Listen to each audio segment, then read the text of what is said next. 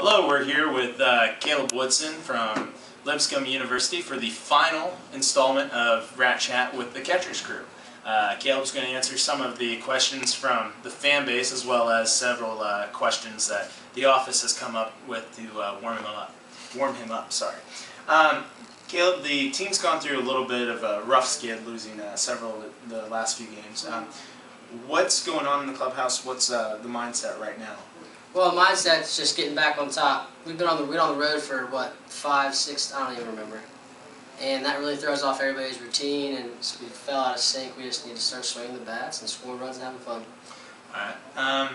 Now, moving on into the warm-up questions for you. Who's the funniest in the clubhouse?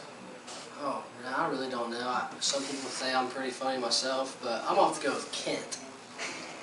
I've seen him do some pretty outrageous things. I don't want to speak of them, but he's off the wall. Let's just leave it at that. That's pitcher Kent Williams for you. Who has the weirdest pregame ritual? I hear that Iga, I guess, scuffs the ball. Let's take that back. He does not scuff the ball. He scratches out the Japan or China or whatever word on it for the game. I don't know, I guess some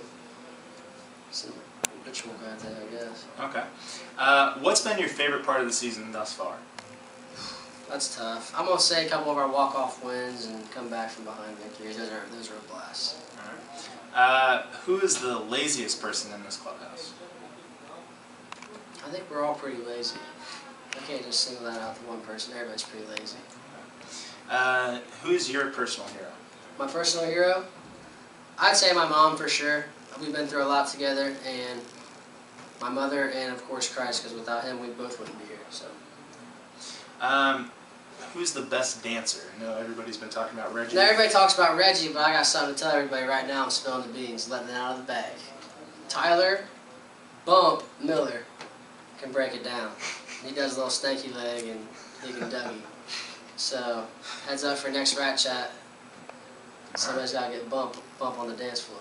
All right. Well, at least we know that there's going to be a dance-off coming soon. Yeah. And for your final warm-up question, what would be the first thing you would buy after a major league contract?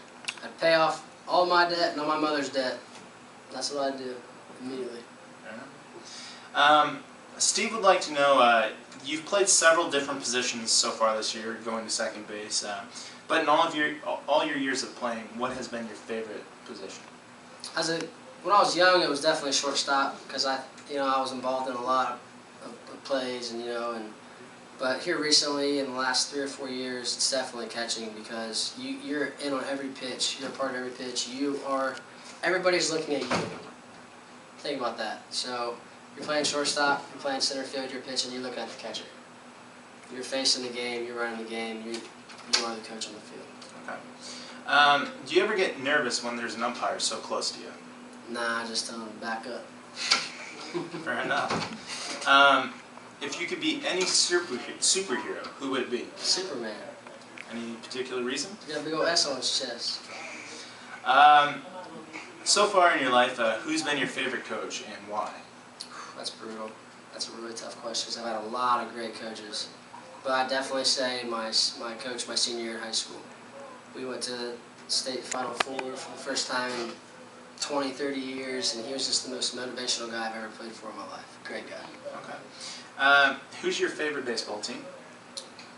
It's tough. I work for the Indians, but I'm a diehard Reds fan.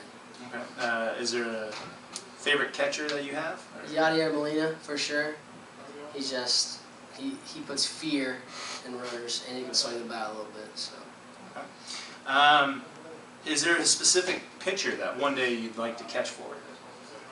Right now, I would say Justin Verlander or Mariano Rivera, because as a catcher, knowing that you have a guy on the mound that has the capability of beating every guy that steps to the plate, there's no better feeling than calling a game. It's one guy like that. And then your final question: if you weren't playing baseball, what would you be doing? Right now, I'd be off for the summer, probably working, making money, and sleeping a lot. That's about it. We're all happy to have you here in Richmond. Thank you for taking the time out of your day before the game on this rain delay to stop by Rat Chat and finish this up with I got the something to Catcher's say. Crew. No, sorry. Shout out to Radio Troy. Everybody check out RadioTroy.com. He's the man. That was Caleb Woodson with the final installment of the Catcher's Crew. Stay tuned next week.